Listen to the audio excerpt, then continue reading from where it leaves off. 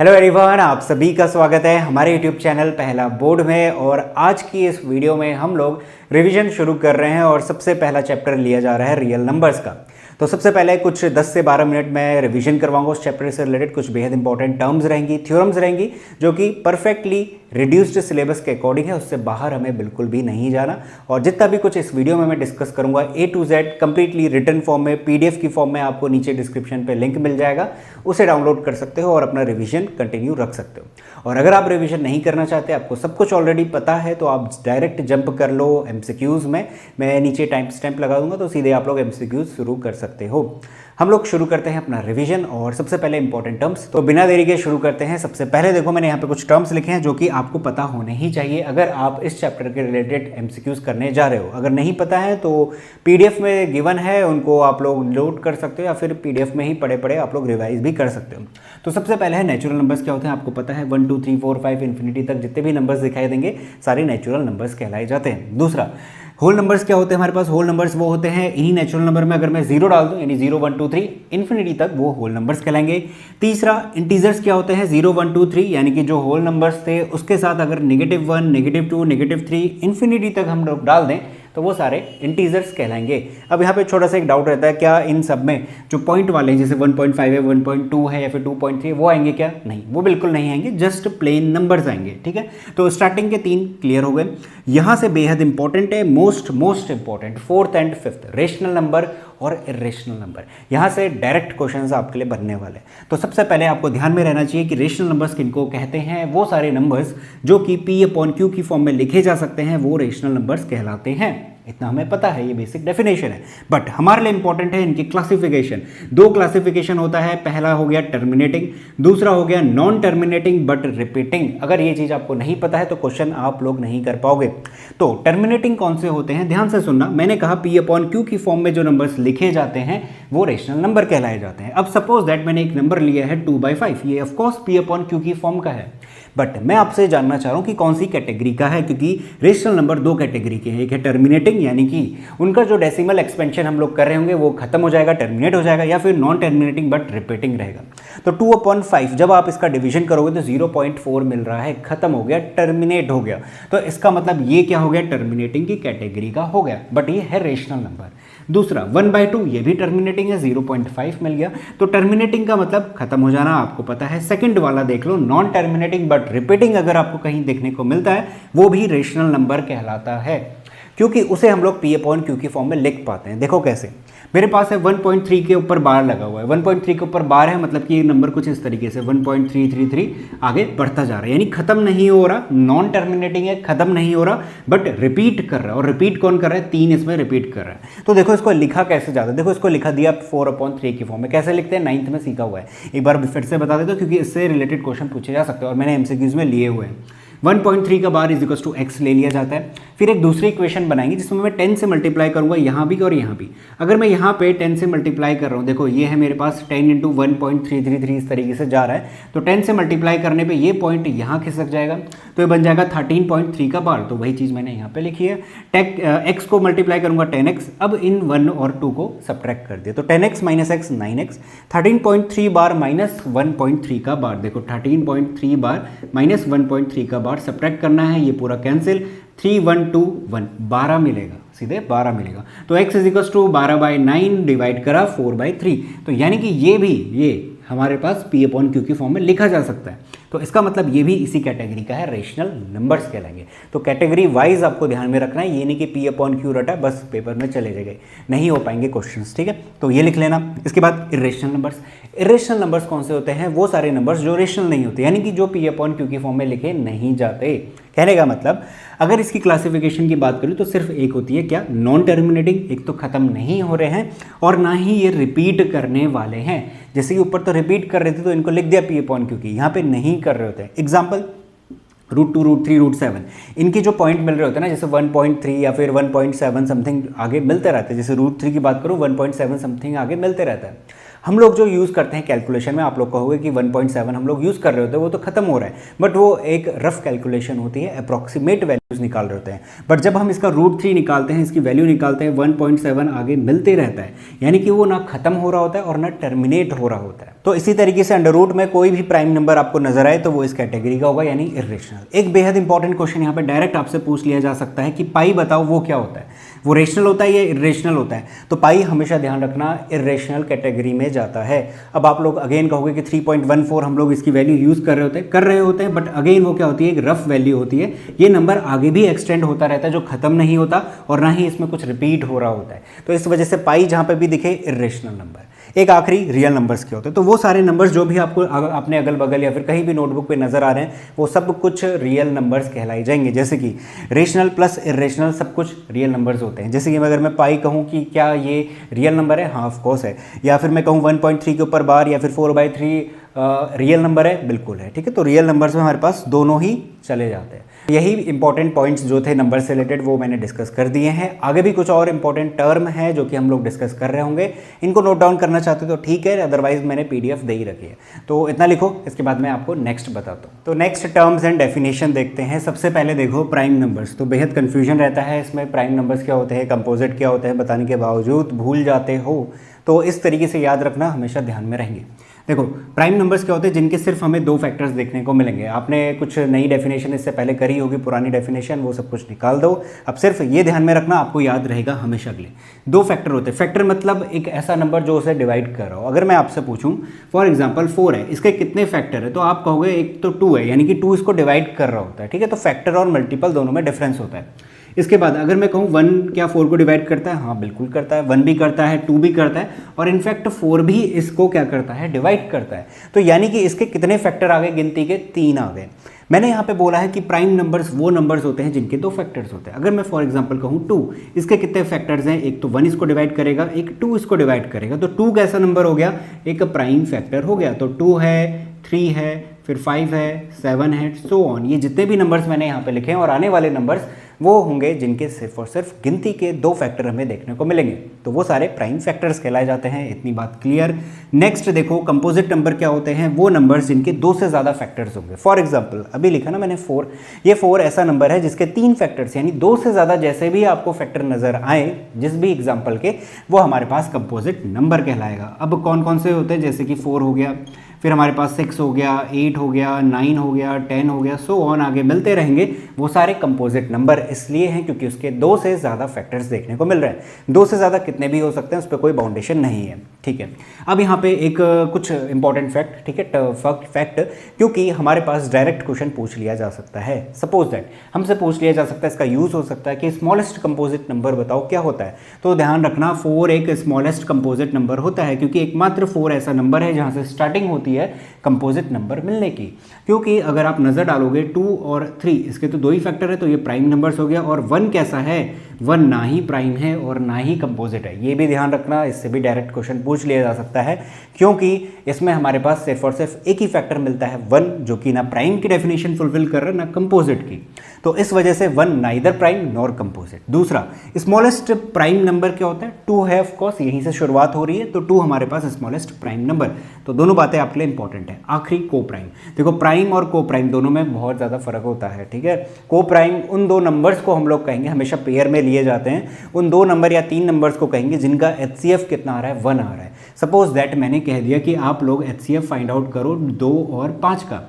इसका HCF हमें पता है हाईएस्ट कॉमन फैक्टर, यानी वो नंबर जो इन दोनों को डिवाइड करे वो सिर्फ और सिर्फ कौन है, 1 है।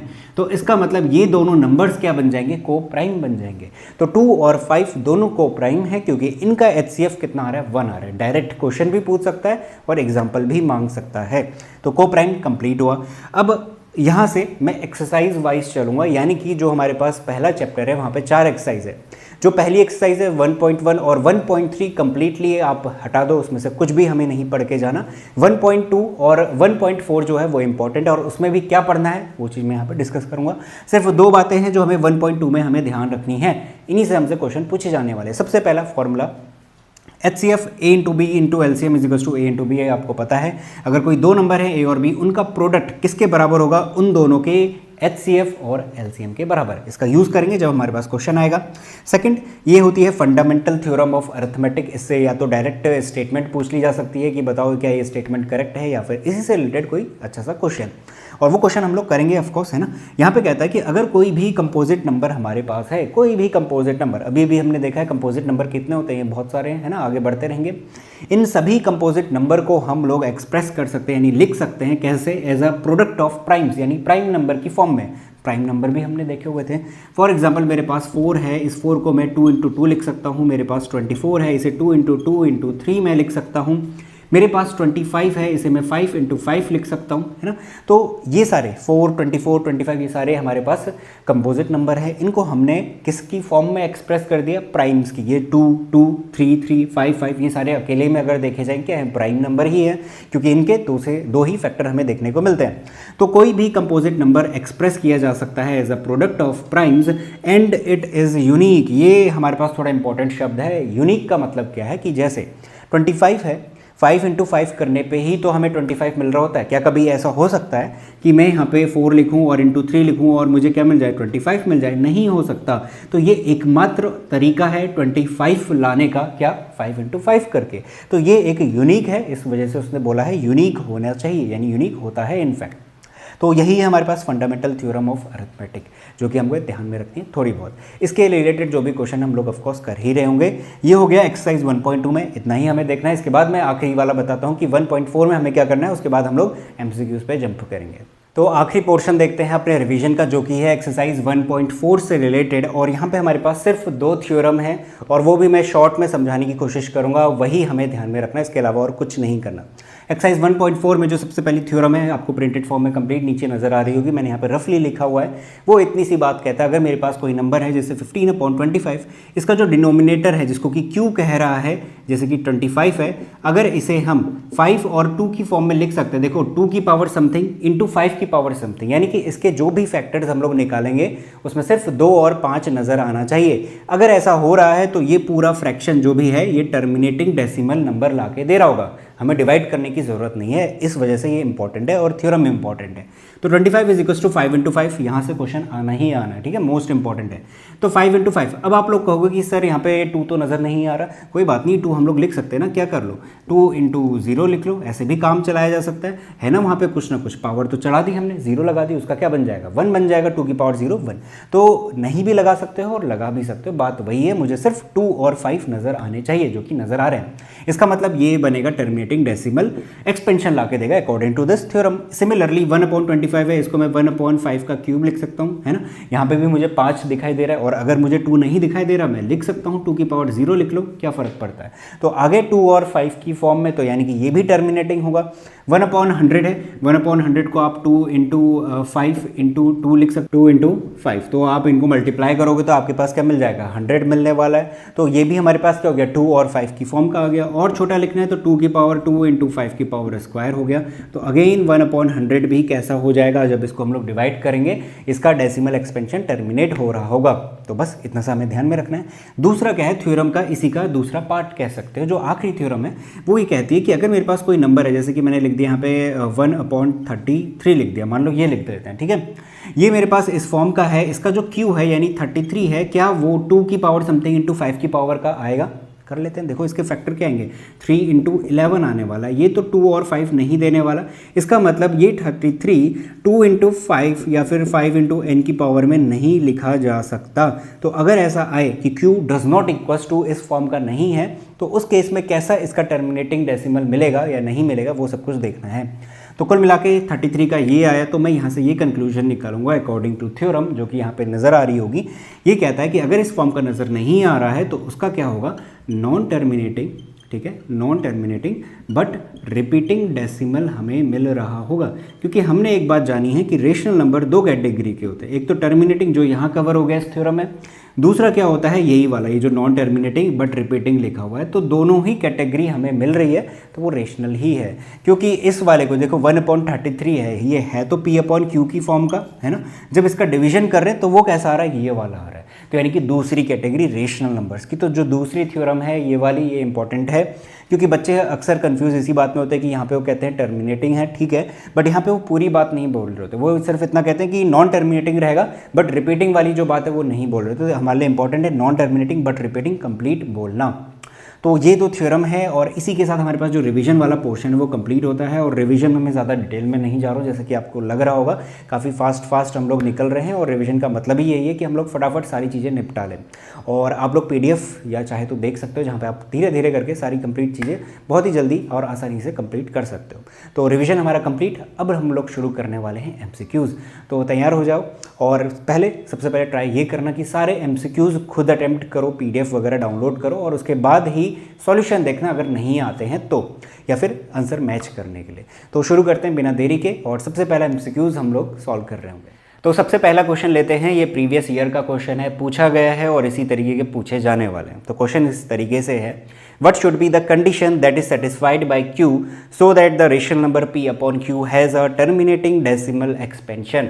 तो हमें सिंपल सा इतना बताना है, अगर मेरे पास P अपॉन Q की फॉर्म का रेशनल नंबर है, तो ये जो Q है, अगर मुझे P upon Q terminating decimal वाला बनाना है तो Q किस फॉर्म का होगा। इसकी डायरेक्ट थ्योरम हमने करी हुई है, अभी रिवीजन में भी करवाया था।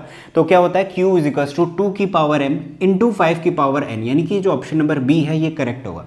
बाकी सब में नज़र डालो, कोई भी ऑप्शन काम नहीं करेगा क्योंकि जो थ्योरम कहती है वो ये बताता नहीं है। तो ऑप्शन नंबर बी हमारे पास करेक्ट हो जाएगा, बड़ा ही सिंपल है। नेक्स्ट वाला देखते हैं, यहाँ पे हमारे पास है, मैंने लिख दिया है ये कंप्लीट नंबर। अब इन सब में से एक ऑप्शन क्या होगा वो बताओ, कहता है यहाँ पे जो प्रिंटेड फॉर्म है, यहाँ पे पहले में आपको रेशनल नंबर नज़र आ रहा होगा, वो चीज़ हटा लो, ऑड नंबर करेक्ट है, मतलब कि ये यहाँ पे दिया गया है ऑप्शन में। तो क्वेश्चन ये हमारे पास बनता है। अब सॉल्व कैसे करना है वो देख लो। देखो हमारे पास √45 है, तो 45 की कंप्लीट वैल्यू नहीं निकालनी, हमें बस इतना करना है कि हमारे पास पता है कि 5 9 ज़ा 45, 3 3 ज़ा और 3 1 ज़ा, यानी कि फैक्टर निकाल लो। कुल मिला के इतना कहना चाह रहा हूँ। अंडर रूट के अंदर 5 इंटू 3 रख देते हैं, कॉमन बाहर आ जाता है तो कितना हो जाएगा, 3√5 हो जाएगा। इसी तरीके से 20 का भी निकाल लो।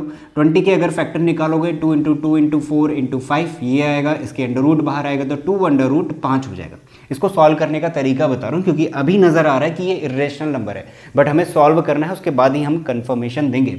तो √45 की जगह पे हो जाएगा 2 इंटू कितना है 3√5 प्लस 3 इंटू √20 की जगह पे 2√5 अपॉन में कितना 2√5। अब देखो 3 2 जा 6√5 प्लस 3 2 जा 6√5 अपॉन में 2√5। क्या होगा ना, ये जो √5 है ऊपर भी है और नीचे भी है। ऊपर वाले से अगर मैं कॉमन निकाल दूँ, बाहर निकाल देंगे, तो देखो अगर मैं बाहर निकाल लेता हूँ, मैं इसको और इसको हटाया और बाहर आ गया तो कुछ ऐसा नज़र आएगा। इससे ये कैंसिल आउट, अब जाके होगा 6 + 6 12/2 कितना आ जाएगा, 6 आ जाएगा, जो कि क्या है, नेचुरल नंबर है। तो इन ऑप्शन में कौन सा बेस्ट है, 6, यानी कि नेचुरल नंबर है, ये हमारा करेक्ट आंसर होगा। तो इस तरीके से करना है। अगला क्वेश्चन देखते हैं, पाई क्या है, पाई किस तरीके का नंबर है। ये मैंने आपको जब रिवीजन करा रहा था वहाँ पे भी बताया हुआ है और इसको ध्यान में रख लेना। पाई हमेशा क्या कहलाएगा, इर्रेशनल नंबर। डायरेक्ट क्वेश्चन पूछ लिया जा सकता है, अगर आपको नहीं पता होगा तो गलत करके आओगे, क्योंकि पाई की वैल्यू 3.14 हम जनरली लिख रहे होते हैं, बट वो उसके आगे भी जा रहा होता है, तो इस वजह से ये इर्रेशनल नंबर कहलाएगा। नेक्स्ट क्वेश्चन देखो, हमसे कहता है if A B are relatively prime या फिर को प्राइम। देखो को प्राइम जो नंबर मैंने अभी डेफिनेशन बताई थी रिवीजन करवाते हुए, और नीचे पीडीएफ में भी मिल जाएगा। तो को प्राइम का दूसरा नाम रिलेटिव प्राइम भी होता है, तो दोनों बातें सेम है, किसी भी तरीके से पूछ सकता है। तो को प्राइम नंबर बताओ, कहता है मतलब कि उनका HCF कितना होगा, वो यहाँ से हमसे कुल मिला के कहना चाह रहा है कि ए और बी दोनों को प्राइम नंबर है, तो HCF कितना होगा। तो डेफिनेशन में बताया हुआ है, इनका जो HCF आता है वो कितना आता है, 1 आता है, यानी ऐसे कोई दो नंबर जिनका HCF 1 है तो वो दोनों सिंपल को प्राइम कहलाएंगे। तो एक बार फिर से रिवीजन हो गया, तो 1। तो हमारे पास जो आंसर हो जाएगा वो ऑप्शन नंबर ए आ जाएगा, कितना, 1। तो ये इसका करेक्ट आंसर हो गया। नेक्स्ट क्वेश्चन देखते हैं, what is HCF of smallest composite and smallest prime number. तो अगेन वही सारी बातें, कंपोजिट क्या होते हैं, प्राइम क्या होते हैं, अगर ये चीज़ नहीं पता होगी, रिवाइज नहीं करोगे तो नहीं होने वाले। तो मैंने बताया हुआ है, वैसे भी स्मॉलेस्ट कंपोजिट यानी कौन होगा, 4 होगा, ये डायरेक्ट लिखवाया भी था, अदरवाइज सिंपल डेफिनेशन लगा लो। ये एक ऐसा नंबर है और सबसे छोटा है जिसके 2 से ज़्यादा फैक्टर आने वाले, तो ये कंपोजिट स्मॉलेस्ट हो गया। और जो स्मॉलेस्ट प्राइम होगा वो ऑफकोर्स कौन होगा, 2 होगा, क्योंकि इसके सिर्फ 2 फैक्टर है, तो इस वजह से स्मॉलेस्ट प्राइम। इसका हमें HCF बताना है। अच्छा, HCF क्या होता है, जो इन दोनों को डिवाइड करे, कौन है, 2 है, तो ऑप्शन नंबर सी हमारे पास करेक्ट हो जाएगा। सिंपल सा क्वेश्चन है। अगला क्वेश्चन देखो, नेक्स्ट क्वेश्चन है क्वेश्चन नंबर 6। यहाँ से हमसे कहता है if 2 positive integers a and b are expressible in the form a is equal to, हमारे पास गिवन है PQ² और बी हमारे पास गिवन है पी क्यूब इंटू क्यू। तो इस तरीके से मैं इसको लिख सकता हूँ, ठीक है। ये दोनों क्या है, पी और क्यू प्राइम फैक्टर्स है, फैक्टर में तोड़ दिए गए हैं। सपोज दैट हमारे पास क्या होता है, जैसे कि यहाँ पे था हमारे पास, क्या ले लूँ मैं, अगर ले लेता हूँ 20 ले लेते हैं, चलो। तो 20 is equals to 2 into 2 into 5, ये क्या होगा, इसके प्राइम फैक्टर में टूट गए। तो वैसे ही कुछ यहाँ पे भी है, पी और क्यू दोनों प्राइम फैक्टर्स हैं, हमें बताना है एलसीएम। क्वेश्चन नंबर 6 में एलसीएम। इसके बाद देखते हैं एचसीएफ कैसे निकालना है। तो एलसीएम निकालना बड़ा ही आसान है, जो जो कॉमन नजर आ रहा है उसको एक बार ही काउंट कर लेते हैं, है ना। पी एक बार, क्यू एक बार, पी एक बार, क्यू एक बार मैंने लिख दिया, और बाकी जितना कुछ बच गया है वो लिख दो एज इट इज। क्या है, पी का स्क्वायर है नीचे और ऊपर क्या है, एक क्यू बच रहा है, तो ये हो जाएगा P into P square into P cube into का क्यू स्क्वायर। तो जो ऑप्शन नंबर सी है वो हमारे पास करेक्ट हो जाएगा। तो इस तरीके से हमें काम करना है, कॉमन वगैरह लेना आना चाहिए, जो कि आपको आता ही होगा ऑफ कोर्स। दूसरा ले लेते हैं एचसीएफ फाइंड आउट करना है, यानी कि क्वेश्चन नंबर 7 है, मैंने यहाँ पे ऑप्शन लिखे नहीं है बट नीचे आपको नजर आ रहा होगा। हमें एचसीएफ निकालना है सेम इसी क्वेश्चन के लिए। तो एचसीएफ निकालना बड़ा आसान है। देखो हमने कॉमन देखे होते हैं ना, एचसीएफ के लिए क्या कर रहे होते हैं, जो कॉमन निकल रहे होते हैं, जैसे ये कॉमन है, ये कॉमन है, एक बार लिख दो, एक बार पी और एक बार क्यू, बस इतना ही करना होता है, दैट्स इट। एचसीएफ लाके दे देगा, कितना होगा, पी क्यू। तो जो क्वेश्चन नंबर 7 है ना, उसमें जो ऑप्शन नंबर ए है हमारा पी क्यू, वो हमारे पास करेक्ट आंसर हो जाएगा। तो इसको साथ के साथ नोट कर लो, ये हो गया हमारे पास 7th का सॉल्यूशन। तो इस तरीके से करना है, तो इतना नोट डाउन करो। आई होप जितने भी क्वेश्चन मैंने बताए हैं अच्छे से समझ में आ गए होंगे। इसके बाद थोड़े धीरे धीरे करके हमारा लेवल बढ़ता चलेगा। और रही बात स्टैंडर्ड और बेसिक की, तो दोनों को ही ध्यान में रखते हुए मैंने सारे क्वेश्चन लिए हैं। अगर आप स्टैंडर्ड के हो या बेसिक के हो तो इस पूरी वीडियो आपके लिए हेल्पफुल रहेगी। इसी तरीके क्वेश्चन पूछे जाने वाले हैं, कॉन्सेप्ट सेम रहेगा, क्वेश्चन का लेवल चेंज होगा, बस दैट्स इट, और कोई फर्क नहीं है। तो प्रैक्टिस कर लो, आपके लिए ही काम होने वाला है। तो इनको नोट डाउन करो, इसके बाद मैं आपको नेक्स्ट क्वेश्चन बताता हूँ। तो नेक्स्ट क्वेश्चन करते हैं, क्वेश्चन नंबर 8। काफ़ी इंपॉर्टेंट है, मार्क कर लेना, इस तरीके के क्वेश्चन डायरेक्ट पूछ लिए जाएंगे। तो क्वेश्चन हमसे कहता है, the decimal expansion of 14587/1250 will terminate after. कहने का मतलब इसका जब हम डेसिमल फॉर्म लेकर आएंगे, जो डिवाइड करके ला रहे होते हैं, तो डेसिमल के बाद कितनी और डिजिट्स हमें देखने को मिलेगी। तो अगर आप इसको डिवाइड करने जाओगे बहुत ज़्यादा टाइम लगेगा, है ना। एमसीक्यू हम सॉल्व कर रहे हैं, 1 मिनट से ज़्यादा नहीं लगना चाहिए। तो यहाँ पे हमारे पास अगेन जो थ्योरम है वो काम आती है। और इस तरीके का क्वेश्चन अगर आपको याद ना हो तो एक्सरसाइज 1.4 में जो क्वेश्चन नंबर 2 है वहाँ पे इसकी प्रैक्टिस करवाई जाती है। तो क्वेश्चन नंबर 1 करने के बाद तो थ्योरम ही लग रही है, कैसे लगानी है वो देख लो।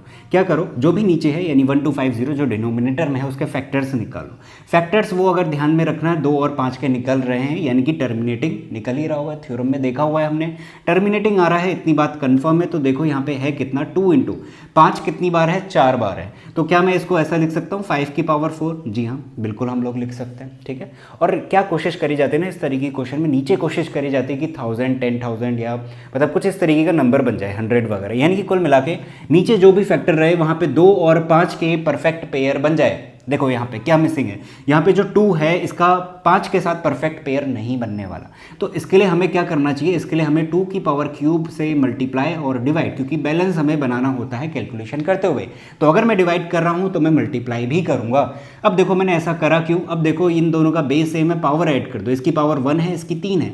तो 2 इंटू 3 इंटू 2 कितना हो जाएगा हमारे पास, 2 की पावर 4 बन जाएगा, है ना। 3 + 1 कितना हो जाएगा, 4 हो जाएगा। अब जो नज़र आ रहा है वो एक परफेक्ट पेयर नज़र आ रहा है, किसका, 2 और 5 का। कैसे, देखो 2 और 5 की पावर 4 है, तो क्या मैं इसको ऐसा लिख सकता हूँ, 2 इंटू 5 की होल पावर का 4, बिल्कुल लिख सकते हैं। इतनी बात ध्यान में रखना, आप लोग इसको ऐसा लिख सकते हो।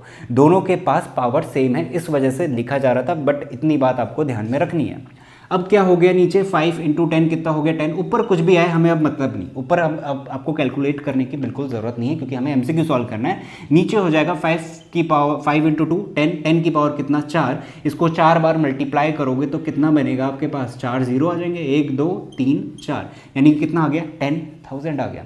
अब देखो ऊपर कोई भी नंबर बन रहा होता है ना, हमने निकाला नहीं क्योंकि कैलकुलेशन खाली करनी ज़रूरी नहीं है हमारे लिए, कंपलसरी बिल्कुल नहीं है। तो नीचे से अगर पॉइंट या फिर मैं कहूँ 0 हटाने होते हैं तो ऊपर पॉइंट 1 बढ़ता जाता है। सपोज दैट मेरे पास है 12/10, ये 10 हटाते हैं तो ऊपर क्या लिख लेते हैं, 1.2 लिख लेते हैं, यानी कि डेसिमल के बाद एक डिजिट नज़र आ रही है। तो यहाँ पे कितनी डिजिट नज़र आएगी डेसिमल के बाद, डेसिमल कितनी डिजिट पहले लग जाएगा, या फिर बाद में कहूँ तो वो लगेगा 4 डिजिट, यानी कि यहाँ पे आपको 4 डिजिट नज़र आ रही होंगी और उसके बाद आप लोग पॉइंट लगा रहे हो, क्योंकि नीचे 4 0 हैं।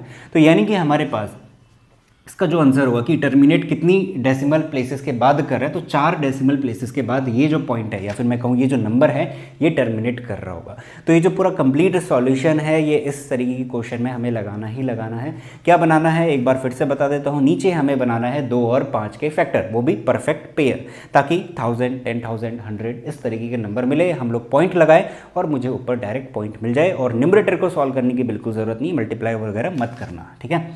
अगला क्वेश्चन देखते हैं, क्वेश्चन नंबर 9। क्वेश्चन नंबर 9 काफ़ी अच्छा है, आसान है। क्या कहता है यहाँ पे, ध्यान से समझना। ये कहता है a इज इक्वल्स टू 2 की पावर क्यूब इंटू 3 है, ठीक है। b is equals to 2 into 3 into 5 है, ठीक है। c इज इक्वल्स टू 2 की power cube, c is equals to 3 की पावर n इंटू 5 है, ठीक है। ये कहता है कि इन तीनों का जो एलसीएम निकल के आया है, यहाँ पे लिख देता हूँ, एलसीएम आया है 2 की पावर क्यूब इंटू 3 की पावर स्क्वायर इंटू का 5, ठीक है। तो ये जो n है इसकी वैल्यू कितनी रही होगी। अभी मैंने बताया जब आपके पास फैक्टर की फॉर्म में पड़े हों एलसीएम कैसे निकालते हैं, सबसे पहले तो हम देख रहे होते हैं कि कॉमन क्या क्या निकल रहा है। तो एक बात सोचना, यहाँ पे आ रहा है 3 की पावर स्क्वायर, इसका मतलब ये रहा होगा कि यहाँ पे जो n की वैल्यू है अगर मैं 1 लेता हूँ, ठीक है, अगर मैंने 1 ले लिया, सपोज दैट मान लेते हैं, तो जो पेयर बनेगा वो एक बन गया, ठीक है, ये बना दिया मैंने, सही हो गया, खत्म हो गया, एक 3 मुझे मिल गया। बट यहाँ पे तो 3 की पावर 2 है, यानी एक और 3 चाहिए। तो यानी कहीं ना कहीं क्या इस C में एक और 3 होगा, एक और 3 होगा, ताकि मैं जब इनके कॉमन निकालूं और जो बच जाएंगे उसको मल्टीप्लाई करूं तो एक और 3 मुझे मिल जाए, जिसकी वजह से 3 की पावर स्क्वायर बन जाएगा एलसीएम में। चाहे तो आप इसको दोबारा से सॉल्व कर सकते हो। आप क्या करो, 2 के फैक्टर देखो क्या क्या मिल रहे हैं कॉमन, 5 देखो क्या क्या कॉमन मिल रहा है, कितनी बार मिल रहा है, तो एक बार यहाँ पे मिल रहा है, 2 एक बार मिल रहा है, फिर दो बार बचेगा, तो कुल मिला के मुझे ये मिलने वाला है। तो इस वजह से मैं कह रहा हूँ कि यहाँ पे हमारे पास 3 की पावर स्क्वायर रहेगा, तो n की जो वैल्यू है वो हो जाएगी हमारे पास 2, यानी ऑप्शन नंबर बी जो है वो करेक्ट हो जाएगा। तो ये चीज़ जहाँ तक है आसान है, आपको समझ में आ गया होगा, लॉजिकल है। अगला क्वेश्चन देखते हैं। नेक्स्ट में कहता है the smallest number by which √27, मैं इस चीज़ को थोड़ा सा हटा देता हूँ, मैं यहाँ पे लिख देता हूँ। वो कहता है कि √27 को हम इन चारों ऑप्शन में से किसके साथ मल्टीप्लाई करें, और ये जो चारों ऑप्शंस में से मल्टीप्लाई जो मुझे करना है वो सबसे स्मॉलेस्ट से करना है, और इस तरीके से करना है कि मल्टीप्लाई करने पे मुझे रेशनल नंबर मिल जाए। एक और बार रीड कर लेते हैं। The smallest number by which √27 should be multiplied so as to get rational number is, यानी कि इन चारों में से कौन सा वो छोटा नंबर है जिसको कि इससे मल्टीप्लाई करूँ मुझे रेशनल नंबर मिल जाए। करके देखते हैं। एक बार √27 को √27 से अगर मैंने मल्टीप्लाई कर दिया तो मुझे 27 मिल गया, ठीक है, ये रेशनल नंबर है। बट क्या ये √27 सबसे स्मॉलेस्ट है क्या? इसके लिए तो मुझे बाकी सबसे भी चेक करना पड़ेगा, यानी कि 3√3, मैं यहाँ पे लिखता हूँ 3√3, इसको मैं √27 से मल्टीप्लाई करता हूँ। अब देखो √27 कितना होता है, अगर मैं इसको यहाँ पे लूँ फैक्टर की फॉर्म में, तो 3 × 3 × 3, 3 9 3 27 करने पे मुझे मिल रहा होता है।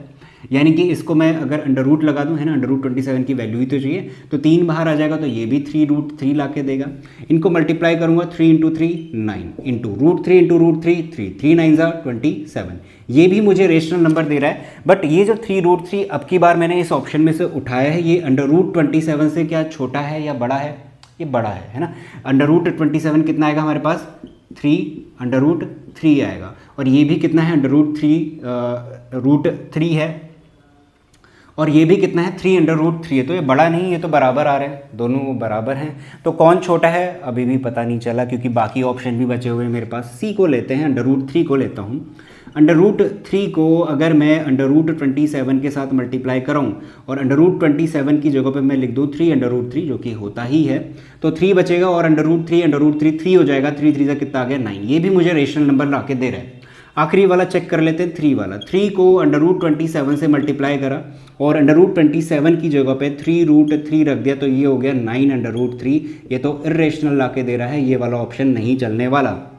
इन तीनों ऑप्शन में मुझे रेशनल नंबर मिल रहे हैं, ठीक है, और रेशनल नंबर छोटा है, ये हमें चेक नहीं करना है, ध्यान रखना, इसको चेक नहीं करना। ये चेक करना है कि यहाँ जो आपने लिए हैं इनमें सबसे छोटा कौन है। ये दोनों तो बराबर थे, इन दोनों से भी छोटा कौन है? √3 है। तो इसका मतलब जो ऑप्शन नंबर सी है हमारा वो करेक्ट हो जाएगा। √3 इन चारों ऑप्शन में से सबसे छोटा नंबर है, जिसको कि मैं √27 के साथ मल्टीप्लाई करूंगा तो मुझे एक रेशनल नंबर नजर आ रहा है। तो ये पूरे कंप्लीट क्वेश्चन का मतलब है, और इस तरीके से हमें सॉल्व करना है, थोड़ी कैलकुलेशन है। नेक्स्ट क्वेश्चन देखते हैं, काफ़ी अच्छा क्वेश्चन है। आपके पास जो फॉर्मूला है ना ये वाला, ये आपने देखा हुआ है, मैंने रिवाइज भी करवाया, इसी से रिलेटेड है बट बहुत डिफरेंट क्वेश्चन है। देखते हैं कैसे करना है। यहाँ पे हमसे कहता है, देखो आपके सामने नजर आ रहा होगा, क्वेश्चन कहता है if the sum of LCM and HCF of two number is 1260। अगर किन्हीं दो नंबर का LCM और HCF निकाला जाए और उनका सम करा जाए तो वो आ रहा है 1260 के बराबर। ठीक है, थोड़ी देर के लिए इतना रहने देते हैं। फिर कहता है जो LCM है वो 900 ज़्यादा है HCF से, तो प्रोडक्ट बताओ कितना होगा। ओके, तो यहाँ पे हमें एक काम करना है कि HCF को मैं x मान लेता हूँ और LCM को मैं y मान लेता हूँ। देखो अगर मैं HCF और LCM निकाल दूँ, है ना, x और y की वैल्यू निकाल दूँ, मल्टीप्लाई कर दूँ, तो मुझे प्रोडक्ट ही तो मिलने वाला है ना, इसी फॉर्मूले से मिलेगा। तो वही कर लेते हैं। हमारे पास सम गिवन है, यानी HCF प्लस LCM यानी x plus y equals to 1260 given है। उसके बाद कहता है जो LCM है वो 900 ज़्यादा है HCF से, HCF x माना हुआ है, y इक्वल्स टू LCM ज़्यादा है ना, तो यानी x में यानी HCF में 900 ऐड कर लेंगे तो कुछ ऐसा नज़र आने वाला है। दोनों इक्वेशन है, सॉल्व कर लो बड़ी आसानी से। y की वैल्यू ये है, इसको पहली इक्वेशन में ले जाके पुट कर लेता हूँ, ये पहली है ये दूसरी है, तो ये हो जाएगा x प्लस y की जगह पे x plus 900 is equals to कितना 1260, 2x is equals to 1260 minus कितना 900, तो इसको सब्ट्रैक्ट कर लेते हैं, ये हो जाएगा 0 6 12 में से 9 गया 10 11 12 3, तो 2x, तो x इज इक्वल्स टू आ गया कितना 180। देखो ना 2 को डिवाइड करोगे 180 निकल जाएगा, तो मुझे x मिल गया, यानी HCF का पता चल गया। अब y निकाल लो, सिंपल है, यहाँ पे रख लो, y is equals to x की वैल्यू रखता हूँ 180 प्लस 900, ये हो गया 0 8 9 1 10 1080। HCF भी आ गया, LCM भी आ गया, प्रोडक्ट कर लो, बस आसान है, प्रोडक्ट कर लो, इन दोनों का प्रोडक्ट आ जाएगा, है ना। तो मल्टीप्लाई करने पे इसकी जो वैल्यू आ रही है ना वो ऑप्शन नंबर बी आ रही है, मैं ऑलरेडी कैलकुलेट कर चुका हूँ, आप भी मल्टीप्लाई कर लेना, इन दोनों को मल्टीप्लाई करना, यही निकलने वाला है। तो ऑप्शन नंबर जो बी है हमारे पास वो करेक्ट हो जाएगा। तो देखो इस तरीके का जो क्वेश्चन नज़र आ रहा है ना, कॉन्सेप्ट तो वही चीज़ है, मैं अगेन वही कहना चाहूँगा, कॉन्सेप्ट सेम है, बस ये वाला जो क्वेश्चन है ये स्टैंडर्ड वालों के लिए ज़्यादा इंपॉर्टेंट हो जाता है, क्योंकि थोड़ा सा घुमाया जा रहा है क्वेश्चन को, और जब भी क्वेश्चन घुमाया जाएगा तो ज़्यादा चांसेस है स्टैंडर्ड वालों से पूछा जाए। तो बेसिक वालों के लिए भी उतना ही इंपॉर्टेंट है, क्योंकि अगर आप ये चीज़ समझ रहे हो, अच्छे से समझ में आ रही है, तो क्या दिक्कत है ना, क्या पता आप लोगों से भी ऐसा पूछ ले जाए, कोई भरोसा नहीं है। तो लेवल तो हमारे पास मिलने वाले हैं ठीक ठाक क्वेश्चन के। तो अगला क्वेश्चन देखते हैं। अगले क्वेश्चन में हमसे कहता है 2.1311, मैं यहाँ पे लिख नहीं रहा हूँ, आपको नज़र आ रहा होगा, देख लो, 2.13 फिर 113 फिर 111, इस तरीके से एक नंबर है, बताओ क्या होगा। इंटीजर हो नहीं सकता, रेशनल इरेशनल, रेशनल होने के लिए टर्मिनेटिंग ये है नहीं। अच्छा, अगर नॉन टर्मिनेटिंग है तो रिपीट कुछ कर नहीं रहे, है ना। अगर आपको दिख रहा है कि इसमें कुछ रिपीट कर रहे तो देखो क्या है, ऐसा कुछ है क्या रिपीट वाला, नहीं है, तो कौन सा हो जाएगा, इरेशनल हो जाएगा, क्योंकि ये नॉन टर्मिनेटिंग है और नॉन रिपीटिंग है, ना खत्म हो रहा है और ना कुछ इसमें रिपीट होने को दिख रहा है। तो ऑप्शन नंबर जो सी है इरेशनल वाला वो करेक्ट हो जाएगा। तो इस तरीके से हमें इसे करना है ना। तो काफ़ी अच्छे क्वेश्चन लिए हुए हैं इस बार मैंने, तो इन्हें नोट डाउन कर लेना अच्छे से, और इसके बाद मैं आपको नेक्स्ट क्वेश्चन बताता हूँ। तो नेक्स्ट क्वेश्चन देखते हैं। क्वेश्चन नंबर 13 कहता है the decimal expansion of some of rational number 15/4 and 5/40 will terminate after. यहाँ पे थोड़ा सा क्वेश्चन घुमा रहे हो, बस इतना कहना चाह रहा है कि अगर 15/4 प्लस 5/40 कर दिया जाए, यानी इन दोनों का सम करें, जो भी फ्रैक्शन नज़र आएगा वो कितनी डिजिट के बाद टर्मिनेट हो रहा होगा। करना वही है, वही थ्योरम लगेगी, बट पहले इसमें एलसीएम ले लेते हैं। 40 4 10 150 प्लस 5 155/40, यानी इनका सम ये निकल के आ गया। अब हमने थ्योरम में क्या पढ़ा हुआ है, जो डिनोमिनेटर है वहाँ पे अगर 2 और 5 के हमारे पास क्या बन जाए, फैक्टर बन जाए, तो हम लोग वहाँ से क्या निकाल रहे होते हैं कि कितनी डिजिट के बाद टर्मिनेट करेगा, वो चीज़ निकाली जा सकती है। तो 40 के क्या क्या फैक्टर आएंगे, 2 2 देखो 2 का क्यूब यानी कि 2 2 4 2 8, इंटू में अगर मैं 5 कर दूँ तो वो 40 बन जाता है। ठीक है, मुझे पेयर बनाना है 2 और 5 का, यही तो हमने सीखा हुआ था, ये टर्मिनेटिंग मिलने वाला है, बट कहाँ टर्मिनेट करेगा उसके लिए मैं पेयर बना लेता हूँ। तो 5 का स्क्वायर और 5 के स्क्वायर से डिवाइड और मल्टीप्लाई हमें करना पड़ेगा। देखो बेस सेम है, पावर ऐड होगी तो ये बन जाएगा 5 का पावर क्यूब, यानी कि दोनों के पेयर जो होंगे वो सेम हो गए, 2 और 5 के। ऊपर वाले से हमें कोई मतलब नहीं, उससे कुछ लेना देना नहीं, सॉल्व करने की कोई ज़रूरत नहीं है। नीचे वाले में देखो 2 × 5 का होल क्यूब बन जाएगा, यानी कि 10 का क्यूब, 10 का क्यूब यानी कि 1000 मिल गया। तो ऊपर वाला जो न्यूमरेटर है वहाँ पे जो भी पॉइंट लगेगा वो कितनी डिजिट के बाद लग रहा होगा, वो लगेगा 3 डिजिट के बाद, क्योंकि 10 का क्यूब करेंगे तो 1000 मिल रहा है और उतने ऊपर क्या बन जाएंगे, जीरोस बन जाएंगे। कितनी डिजिट, 3 डिजिट के बाद पॉइंट लगेगा। तो यहाँ पे आंसर जो बन जाएगा वो सी हो जाएगा, यानी कि 3 डेसिमल के बाद, 3 डेसिमल पॉइंट के बाद हमारा टर्मिनेट होने वाला है डेसिमल नंबर, जो भी हमारे पास गिवन है। तो इस तरीके से हमें करना है, क्वेश्चन करा हुआ है, बस घुमा के दे रहा है, ठीक है। अगला क्वेश्चन देखते हैं 14th वाला। कहता है if the HCF of 65 and 117, देखो 65 और 117 के HCF की बात हो रही है, एक्सप्रेसिबल है इन द फॉर्म 65m माइनस 117।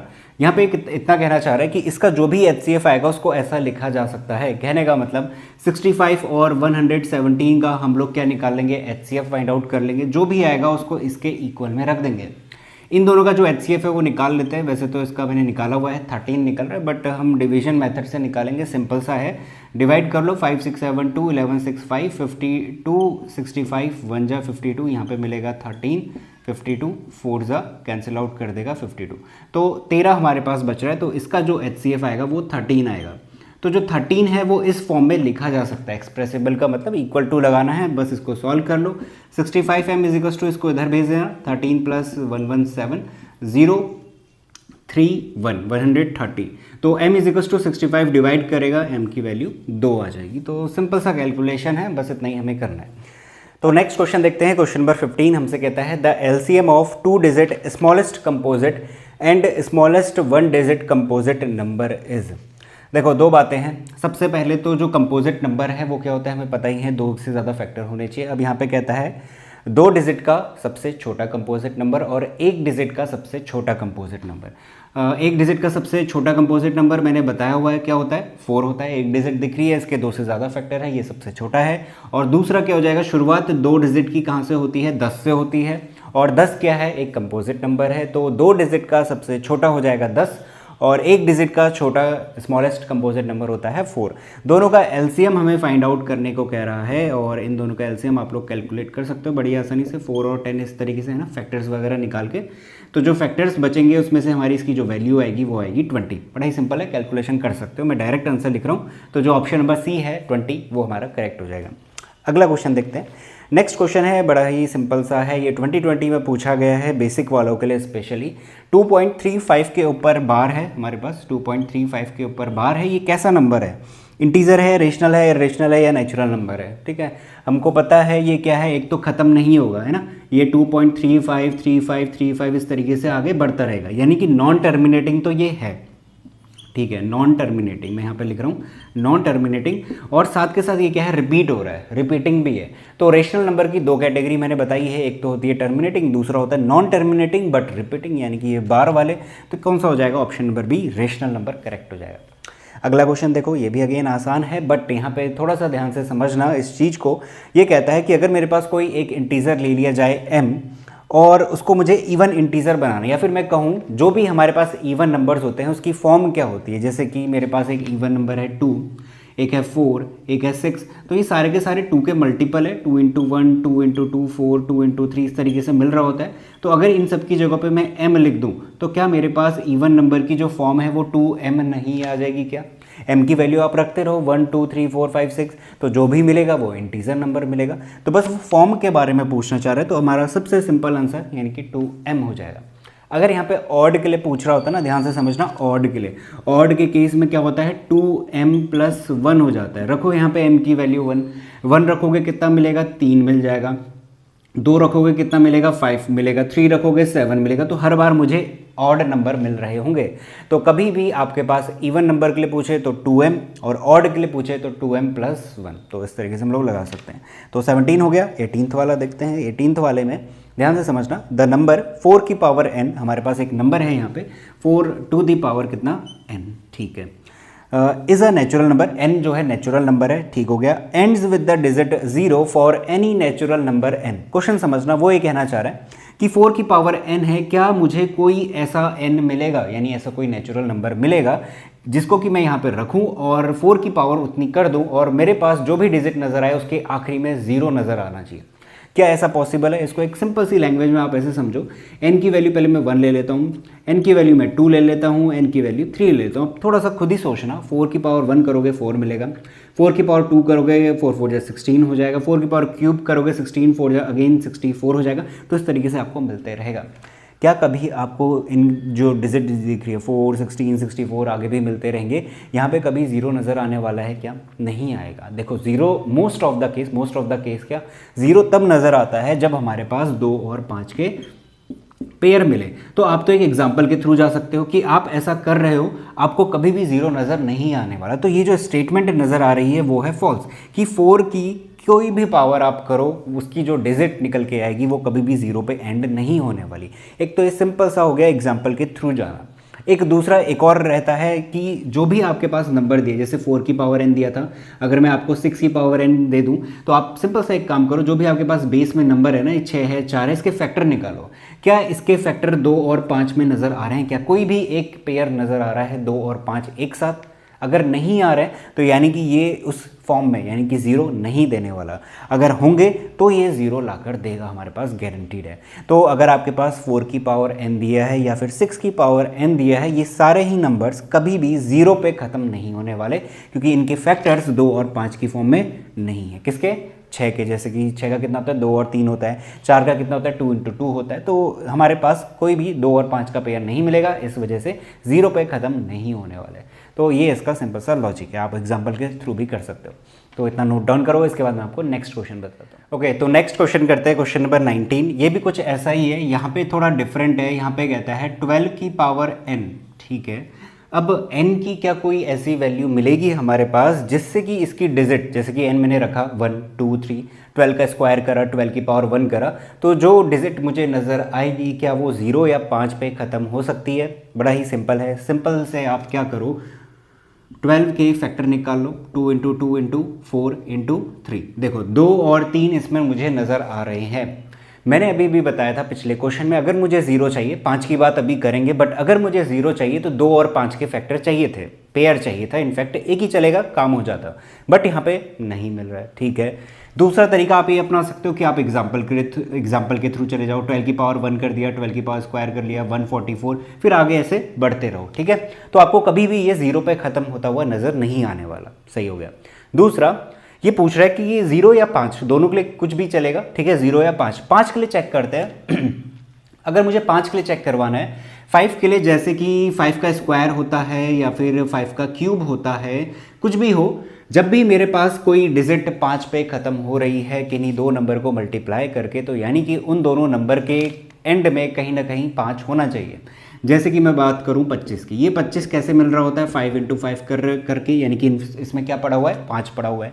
या फिर मैं अगर 15 × 15 कर रहा हूं, इसका जो मिलेगा मुझे 225, तो यहाँ पे भी 5 आया, यानी कि जो मैंने लिए थे नंबर डिवाइड मल्टीप्लाई करने के लिए, उनकी आखिरी की डिजिट में क्या था?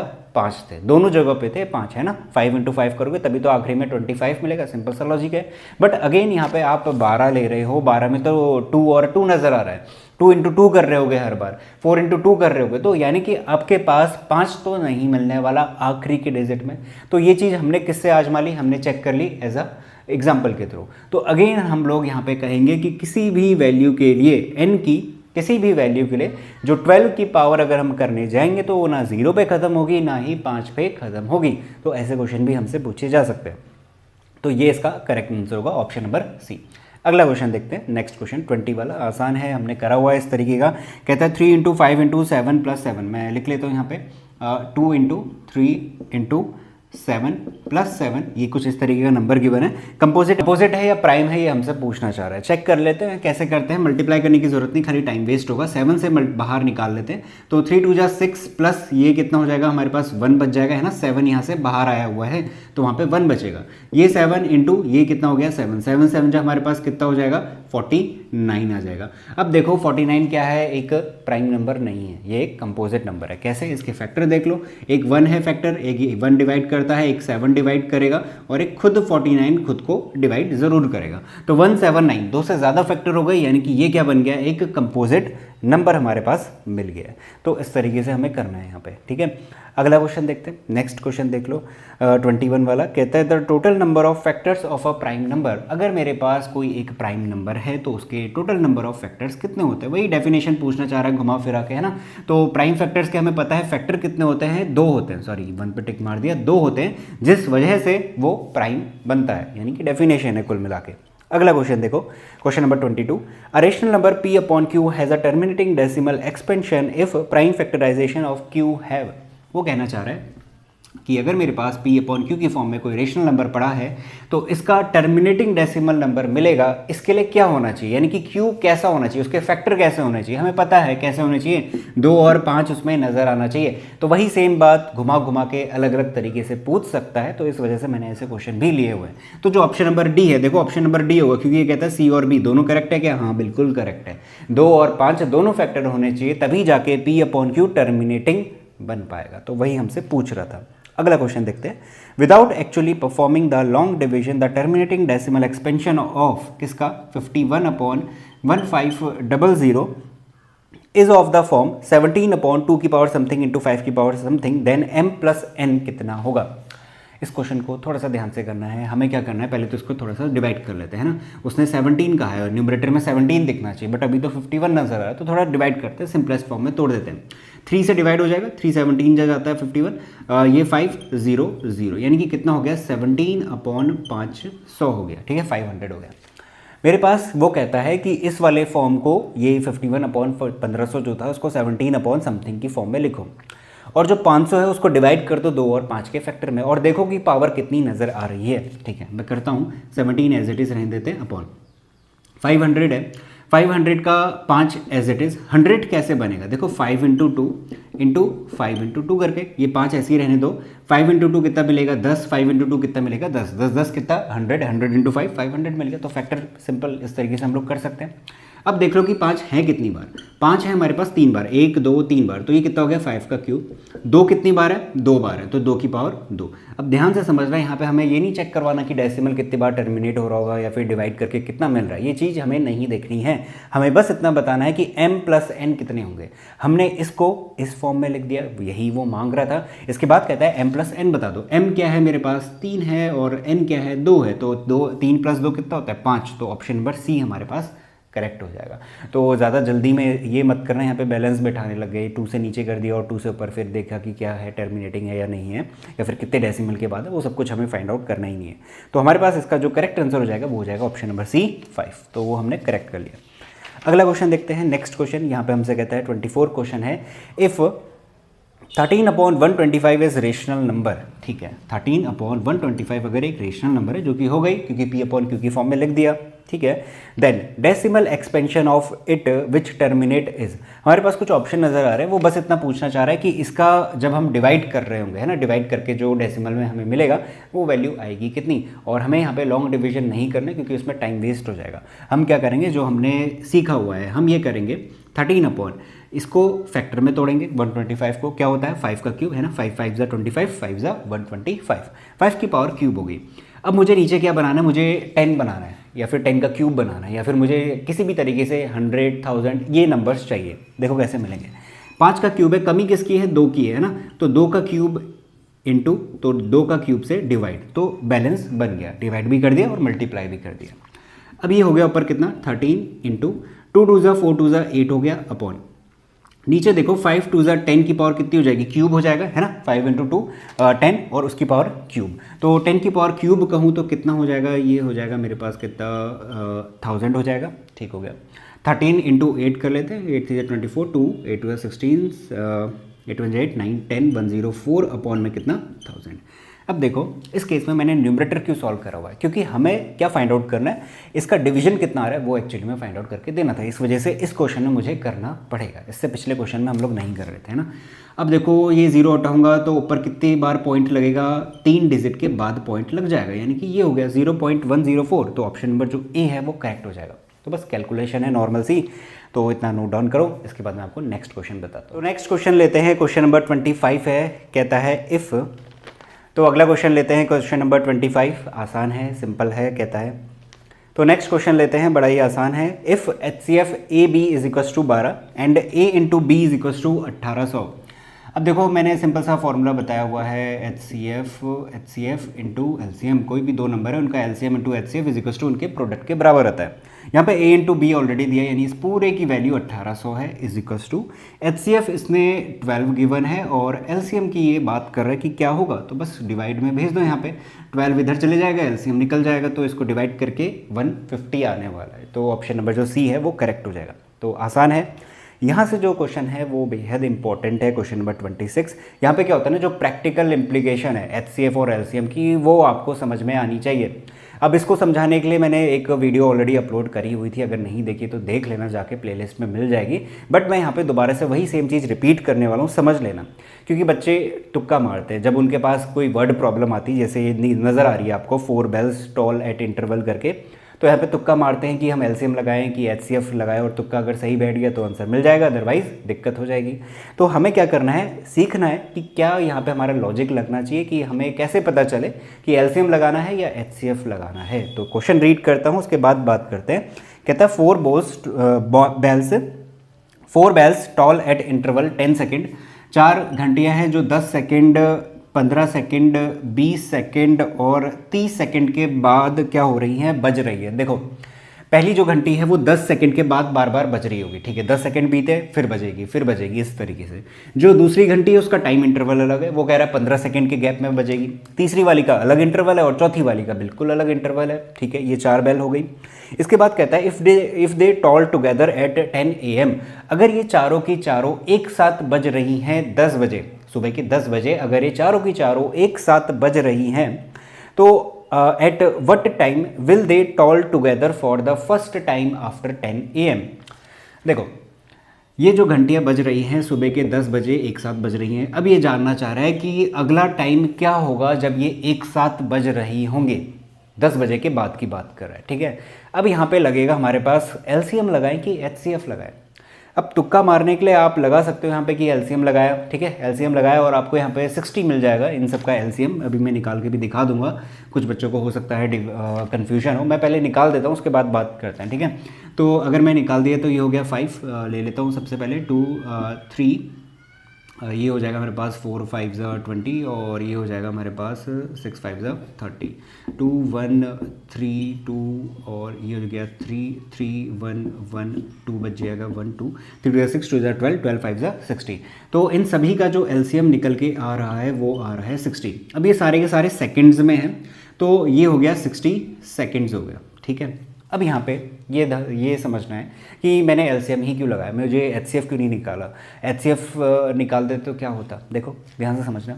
जब भी हम लोग एलसीएम निकाल रहे होते हैं, ये लॉजिक हमेशा लगाना, जिस भी चीज़ का आप एलसीएम निकालो, ए बी सी डी 2 है 3 है 4 है कितने भी नंबर हो, वो एलसीएम हमेशा बड़ा आता है। एलसीएम की वैल्यू हमेशा बड़ी आती है उन सभी नंबर से, जो भी नंबर हमें दिए गए हैं जिनका एलसीएम हमें फाइंड आउट करना है। जैसे कि अभी मुझे मिला 60, ये इन सब से क्या है, बड़ा है। किसी किसी केस में ऐसा होता है कि जो एलसीएम निकल के आ रहा है वो उनके बराबर भी होता है, किनके, जो भी नंबर हमें गिवन है, ठीक है।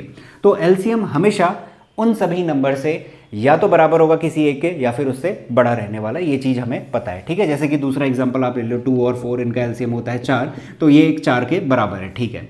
बट कभी भी छोटा नहीं होगा। वो कौन होता है, एचसीएफ होता है। हमेशा ध्यान रखना, जो भी एचसीएफ है, जिस भी नंबर का मुझे निकालना है, वो नंबर कितने भी हैं उससे हमेशा क्या रहेगा, छोटा रहेगा, उन सभी नंबर में से छोटा रहेगा, या फिर उनमें से किसी भी एक के बराबर हो सकता है, ठीक है।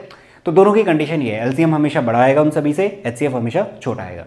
अब ये चीज़ मैंने आपको क्यों बताई, ये इसलिए बताई क्योंकि जब भी आपके पास इस तरीके का क्वेश्चन आए और जहाँ पे आप दुविधा में हो कि हम इसमें एलसीएम निकालें कि एचसीएफ निकालें, हमेशा एक लॉजिक ध्यान रखना कि इस क्वेश्चन को ध्यान से देखो। यहाँ पे जो भी टाइम इंटरवल निकल के आएगा, क्या वो ऐसा आएगा कि वो 10 से या 15 से या 20 से या 30 से छोटा हो, नहीं हो सकता ना। पहली वाली जो घंटी है ये वाली, वो 10 सेकंड में बज जा रही है, ठीक है। जो आखिरी वाली है वो 30 सेकंड का टाइम लगा रही है। तो ऐसा थोड़ी हो सकता है कि 10 और 30 से कम वैल्यू पे दोनों की दोनों घंटियां एक साथ बज जाए, क्योंकि जो दूसरी वाली घंटी है उसका जो टाइम इंटरवल है वो तो 30 सेकंड का है, वो तो 30 सेकंड के बाद ही बजेगी, वो 30 सेकंड से कम सेकंड में कभी भी नहीं बज सकती।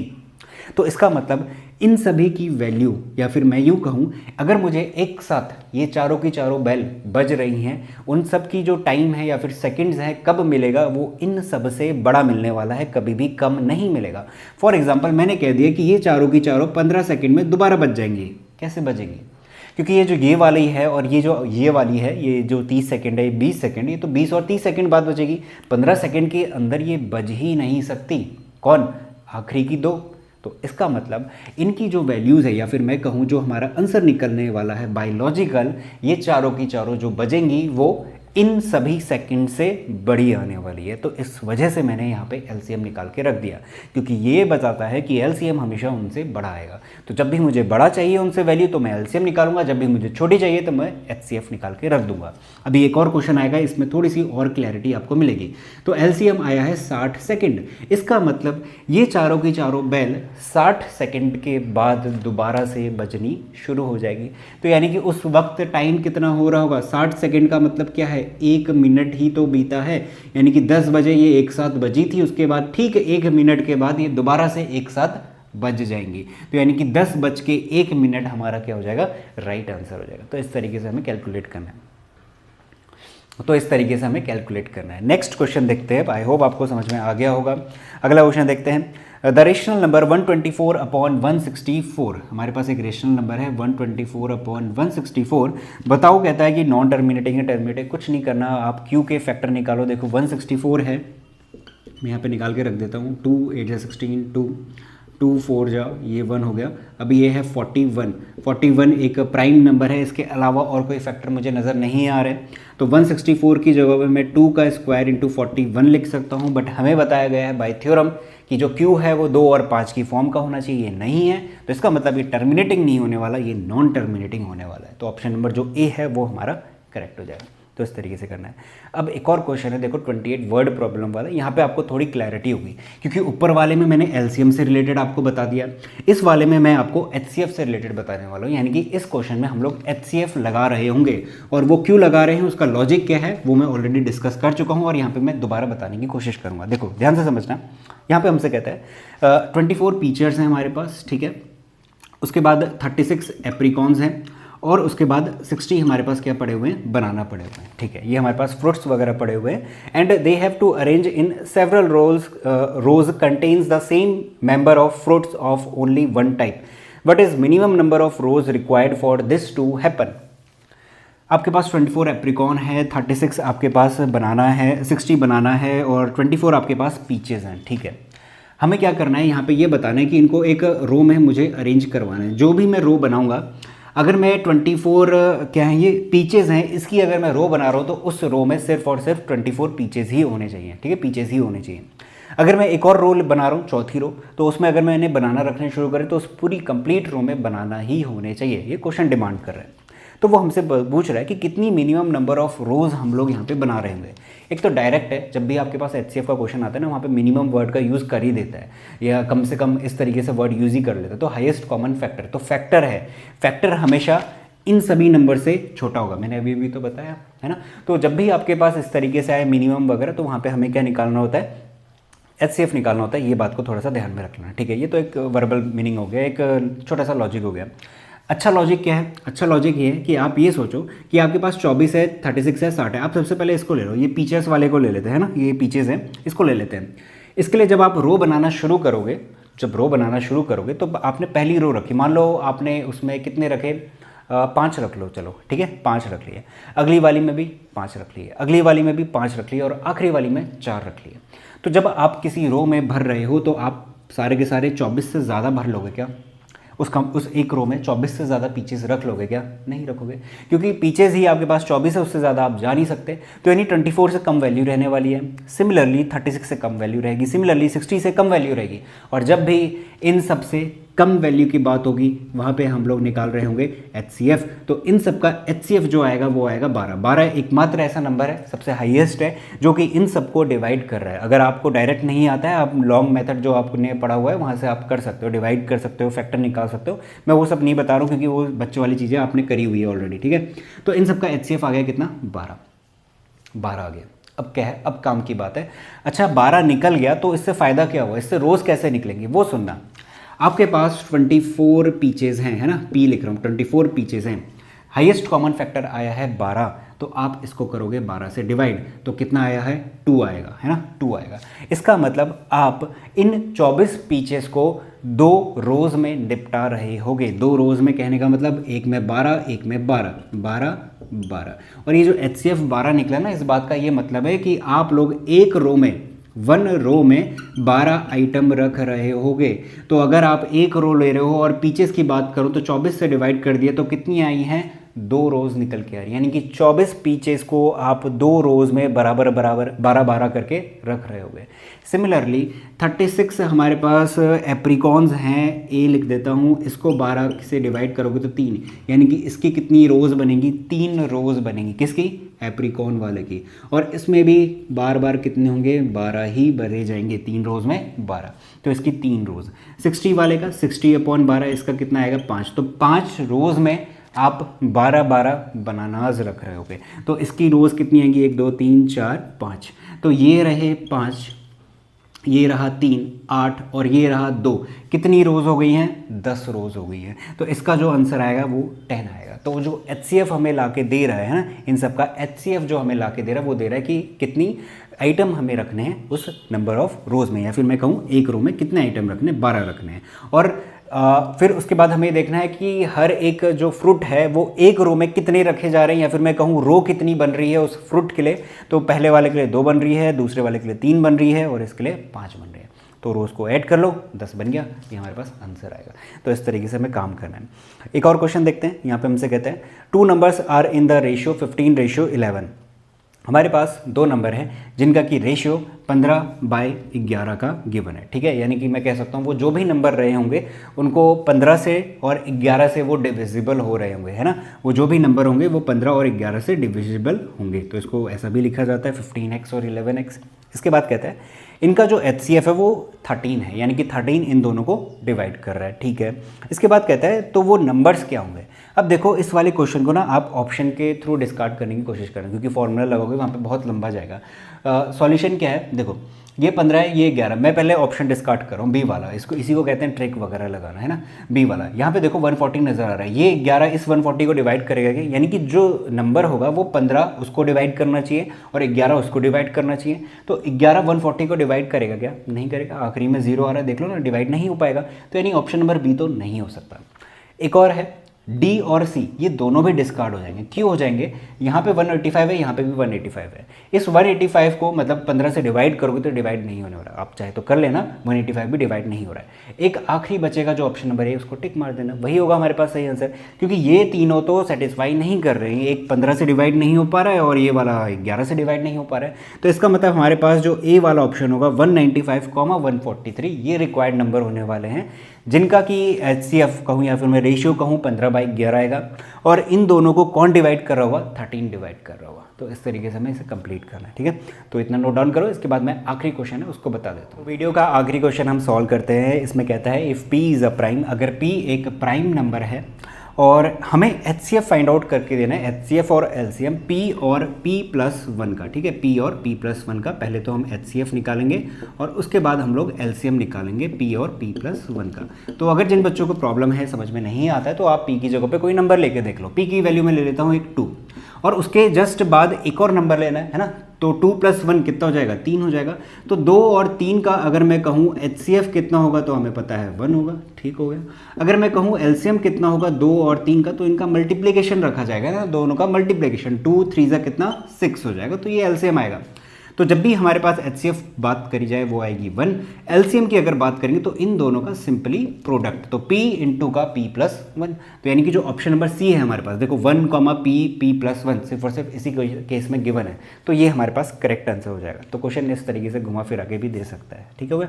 तो आसान है, बस आप एग्जाम्पल ले लेना, क्वेश्चन सॉल्व हो जाएंगे। तो इसी के साथ ये वीडियो यहाँ पे ख़त्म होती है। आई होप पूरी वीडियो आपने अच्छे से देखी होगी। जितने भी क्वेश्चंस मैंने यहाँ पे डिस्कस करे हैं काफ़ी इंपॉर्टेंट है, और आपने अगर मेरे चैनल पे आप पहली बार आए हो तो प्रीवियस वीडियो जाके देख सकते हो, जहाँ पे रियल नंबर्स के काफ़ी सारे क्वेश्चन हम ऑलरेडी फिनिश कर चुके हैं। उसके बाद ये एक आखिरी वीडियो है, अगर आपने इतना कर लिया तो आपके इसमें से या फिर मैं कहूँ इस चैप्टर में से जो 6 मार्क्स का हमें मिलने वाला है वो कंप्लीट मार्क्स आप लेकर ही आओगे, चाहे आप स्टैंडर्ड के हो या बेसिक के हो।